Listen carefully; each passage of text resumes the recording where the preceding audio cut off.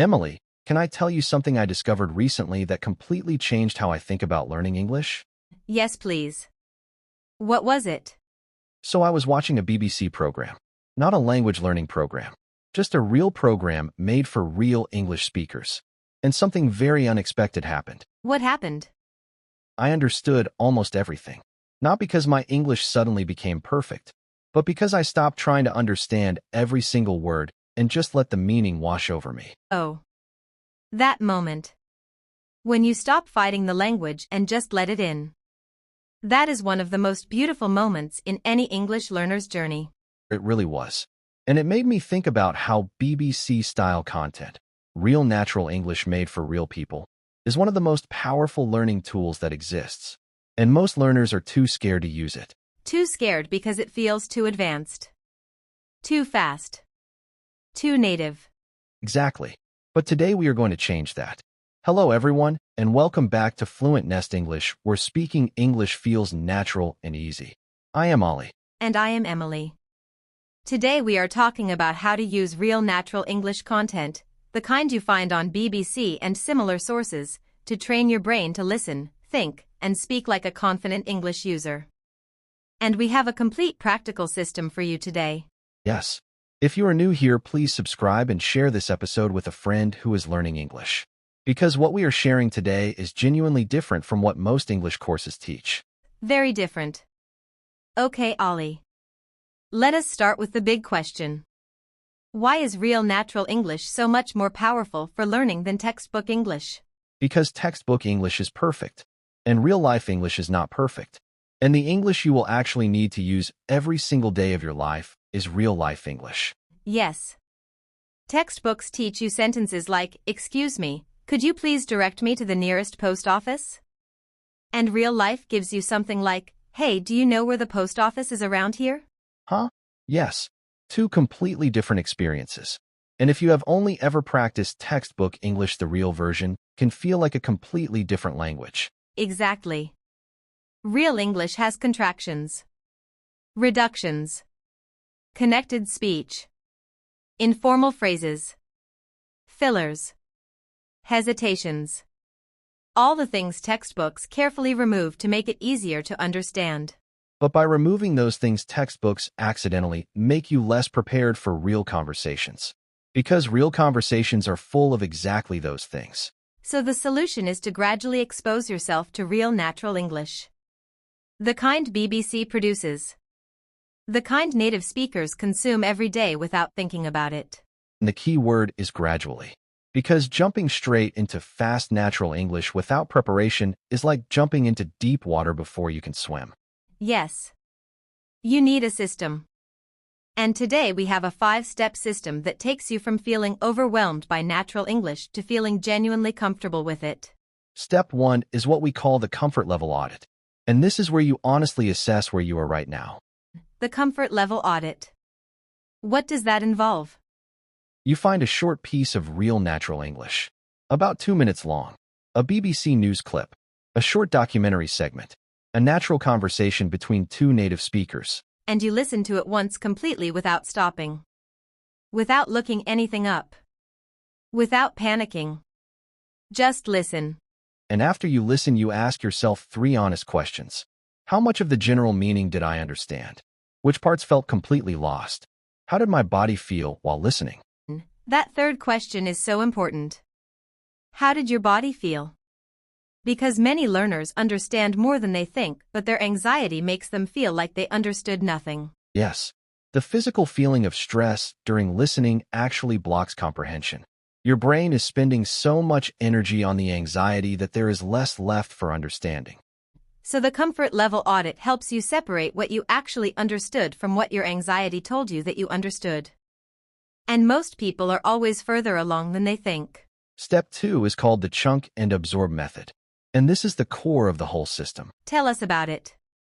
Instead of trying to understand the whole 2-minute clip, you break it into very small chunks, 15 to 20 seconds each.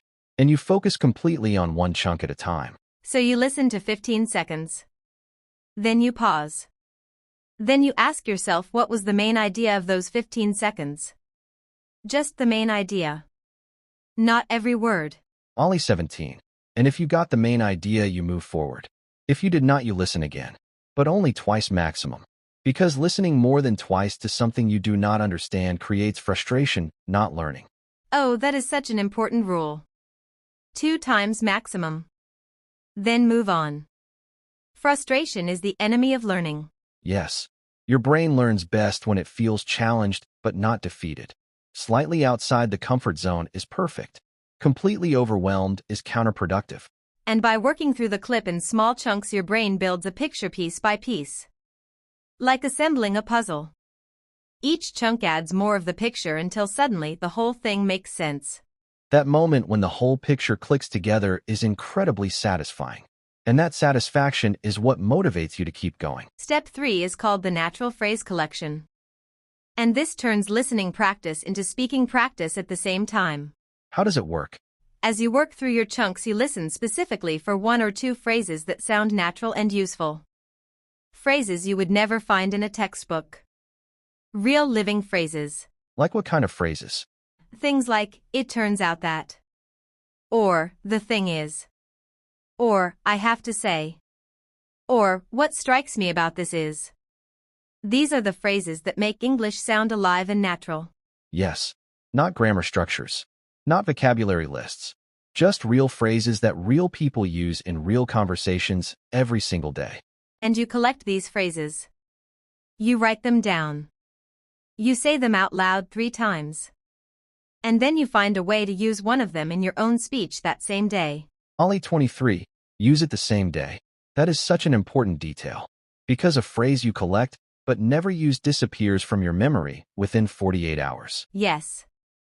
But a phrase you actually use, even in a sentence to yourself, gets stored much more deeply.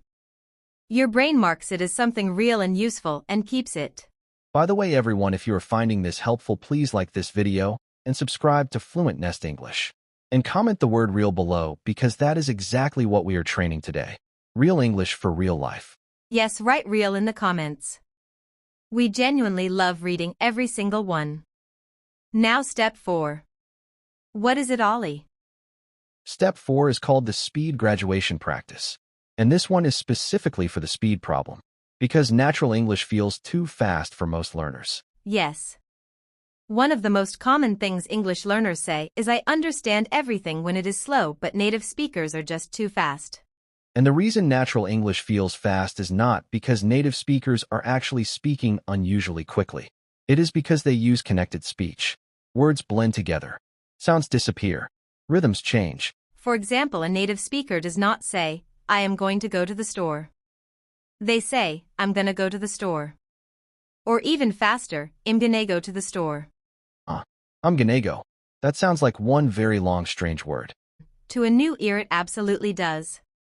But with exposure and practice, your ear learns to separate those sounds automatically, without consciously thinking about it. So the speed graduation practice works like this. You take your 15-second chunk and you listen to it at normal speed. Then if possible, you slow it down slightly using a player or an app. Then you listen at normal speed again. And by comparing the slow version with the normal version, your brain starts to decode the connected speech patterns. It starts to hear where one word ends and another begins. And over time, your ear gets faster. Not because the English gets slower, but because your brain gets better at processing it at natural speed. Yes. You are not slowing down the English. You are speeding up your ear. And that is a very important difference. Step 5. The final step. And this one brings everything together. Step 5 is called the imitation conversation. And this is where real natural English stops being something you just listen to and becomes something you actually own. Tell us what that means. After your listening practice session, you close everything. No audio. No text. And you have a short 1-minute conversation with yourself out loud in English. About anything. About what you just listened to. About your day. About how you are feeling right now. And the rule is you try to use at least one phrase you collected from your listening session that day. Yes. Just one. So if you collected the phrase, the thing is, you find a way to use it. The thing is, I am still learning English, but every day I feel a little more confident. That is beautiful. You took a real natural English phrase from real content and made it yours in one sentence. And that is the whole journey we are describing today. From real English feeling foreign and overwhelming to real English feeling familiar and yours. Let us do a quick summary for everyone. Step 1. The Comfort Level Audit. Listen to real natural English and honestly assess where you are without judgment. Step 2. Chunk and absorb.